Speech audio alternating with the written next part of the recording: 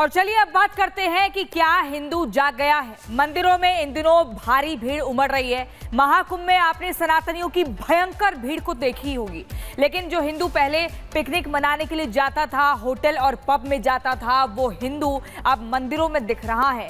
तो क्या ये बदलाव है? निरंजनी अखाड़े के महामंडलेश्वर स्वामी कैलाशानंद गिरी जी महाराज कह रहे हैं कि हाँ, ये बदलाव है और हिंदू अब जाग गया है। कैसे? ये रिपोर्ट देखिए।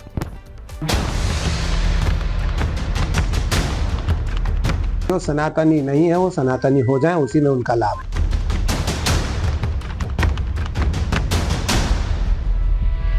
मंदिरों में उमड़ रही भीड़ और होटल पब में घटती भीड़ क्या इस बात का संकेत है कि हिंदू अब जाग गया है?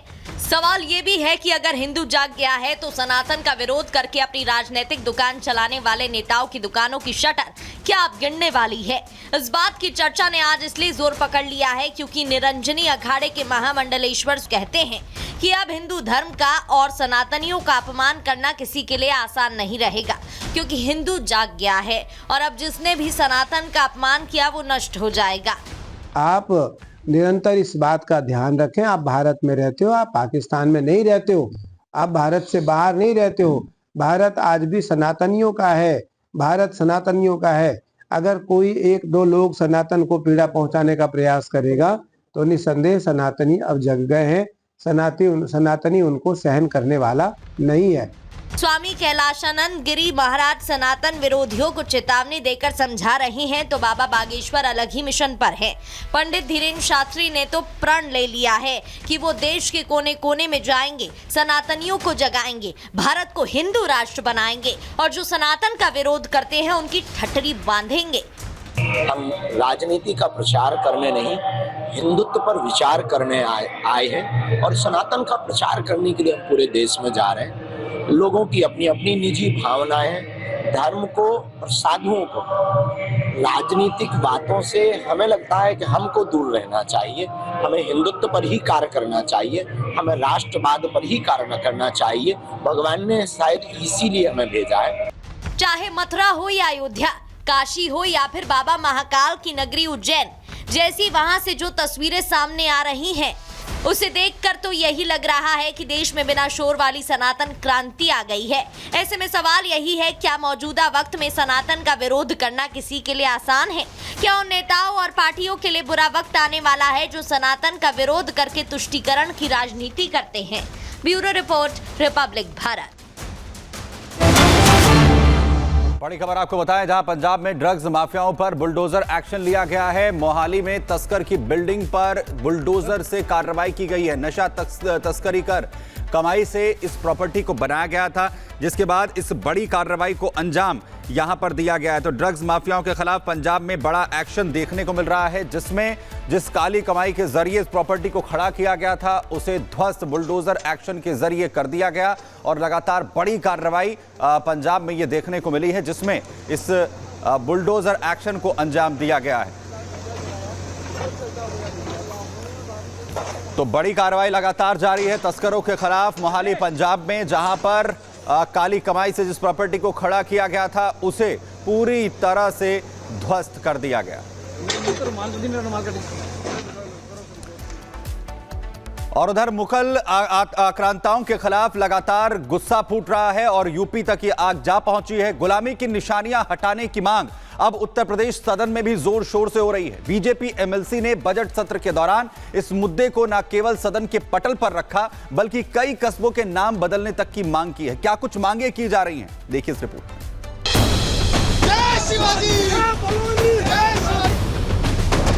मुगल आक्रांता अकबर के नाम पर है।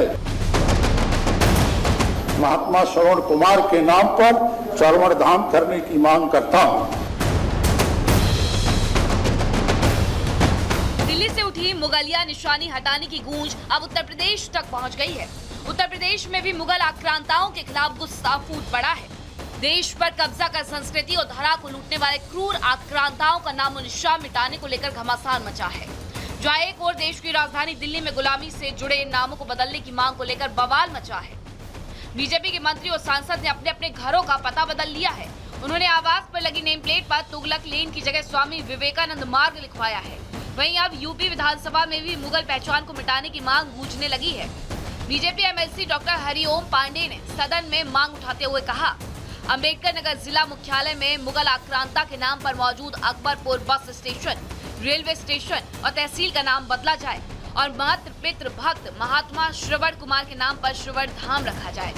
साथ ही जहांगीरगंज थाना, जहांगीरगंज ब्लॉक, जहांगीरगंज नगर पंचायत, राजा सुल्तानपुर थाना, राजा सुल्तानपुर नगर पंचायत, शहजादपुर समेत मुगलिया सल्तनत के आतताइयों के नामों को मिटाया जाए। जिला मुख्यालय पर स्थित बस स्टेशन, रेलवे स्टेशन और तहसील जो कि मुगल आक्रांता अकबर के नाम पर है तथा गुलामी की याद दिलाता है का नाम परिवर्तित करके मातृ पितृ भक्त महात्मा श्रवण कुमार के नाम पर श्रवण धाम करने की मांग करता हूँ। पिछले कुछ दिनों से आक्रांताओं के खिलाफ देश भर में गुस्सा फूट पड़ा है। गुलामी की हर निशानी को मिटाने की मांग तेज हो गई है। दिल्ली में युवा सड़कों पर उतरकर मुगल नाम वाले सड़कों के नाम बदलने की मांग कर रहे हैं और ना बदलने पर साइन बोर्ड उखाड़ फेंकने की चेतावनी भी दे रहे हैं। जिनके नामों से देश की भावना आहत होती हो, हमारे हिंदुओं की भावना आहत होती हो और हिंदुओं के युवाओं की भावना आहत होती हो, तो सरकार की ऐसी क्या मजबूरी है कि इनके नाम नहीं चेंज करे जा रहे आपसे। जिन लोगों ने हमारी माँ बहनों की इज्जत लूटी, देश को लूटा, अत्याचार किया, गर्दनें काटी, उनके नाम से नाम होने जरूरी है क्या मार्गों के? आप कुछ भी नाम रखो, देश में हमारे में कितने बड़े बड़े योद्धा हुए, अगर आप उनके नाम नहीं रख पा रहे और ऐसे आक्रांताओं के नाम रख के आप हमारे मुंह पे कालिक पोत रहे हैं, देश के मुंह पे कालिक पोत रहे हैं। अगर ये बोर्ड नहीं चेंज करवाए गए, इस बार लास्ट बार वार्निंग है सरकार को, अगली बार को उखाड़ के ले जाएंगे। स्वतंत्रता के इतने साल बाद भी मुगल निशानी ना बदले जाने को लेकर देश भर में भारी गुस्सा है। पोस्टर के जरिए लगातार देश के लुटेरों का नामोनिशान मिटाने की मांग की जा रही है। युवा सरकार से मांग कर रहे हैं कि जल्द से जल्द इन आतताइयों की हर निशानी को मिटाया जाए और देश के शूरवीरों और हिंदू आदर्शों के नाम पर सड़कें और शहरों के नाम किए जाए। वहीं अब सांसदों, मंत्रियों और एमएलसी का साथ मिलने से युवा खुश हैं। उन्हें उम्मीद है कि जल्द ही देश के पटल से लुटेरों का नामोनिशान मिटाया जाएगा। Bureau report, Republic Bharat. भगवान श्री कृष्ण और राधा रानी की नगरी मथुरा और बरसाना में होली की धूम मची है। आज बरसाना के श्रीजी मंदिर में विश्व प्रसिद्ध लठमार होली खेली जा रही है। लठमार होली के लिए नंदगांव के पंडा बरसाना जा रहे हैं और वहां पर जाकर जमकर हंसी मजाक कर रहे हैं, तो उनको बदले में लठमार मिल रही है। लठमार होली की एक अलग ही चहक देखने को मिल रही है। इस रिपोर्ट में देखिए।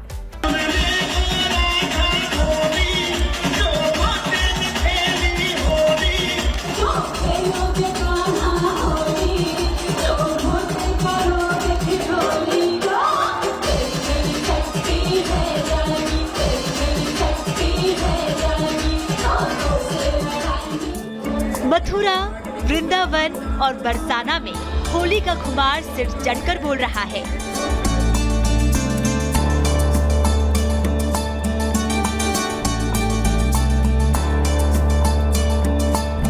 बरसाना के राधा रानी मंदिर में देश भर से होली खेलने आए लोग खुशी से झूम रहे हैं। पूरे ब्रज क्षेत्र में होली के रसिया की धूम मची है।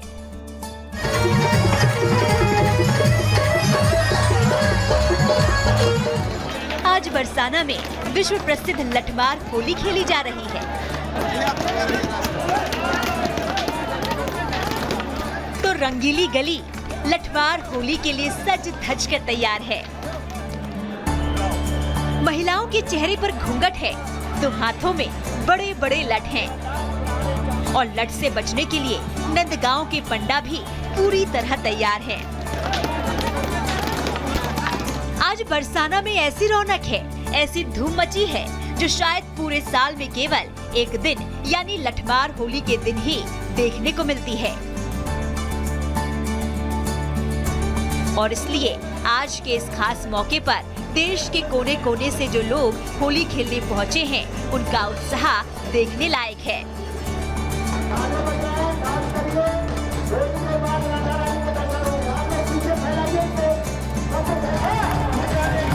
बरसाना की लठमार होली देश ही नहीं बल्कि पूरी दुनिया में प्रसिद्ध है। इस होली का संबंध सीधे सीधे भगवान श्री कृष्ण और राधा रानी के प्रेम से जुड़ा है। लठमार होली के संबंध में पौराणिक कथाओं में कहा गया है कि एक बार होली के मौके पर जब भगवान श्री कृष्ण राधा रानी से मिलने बरसाना पहुँचे तो वो राधा रानी और उनकी सहेलियों को चिढ़ाने लगे। उसके बाद राधा रानी और उनकी सहेलियों ने भगवान श्री कृष्ण और उनके साथ आए ग्वाल बालों को लाठियों से पीटकर अपने से दूर किया। मान्यता है कि तभी से बरसाना में लठमार होली का चलन शुरू हो गया और आज भी जब नंदगांव के युवक आकर बरसाना की महिलाओं से हंसी मजाक करते हैं तो बरसाना की महिलाएं उन्हें भगवान श्री कृष्ण के ग्वाल बाल मानकर लाठियों से पीटती हैं और सालों से चली आ रही परंपरा को निभाती हैं।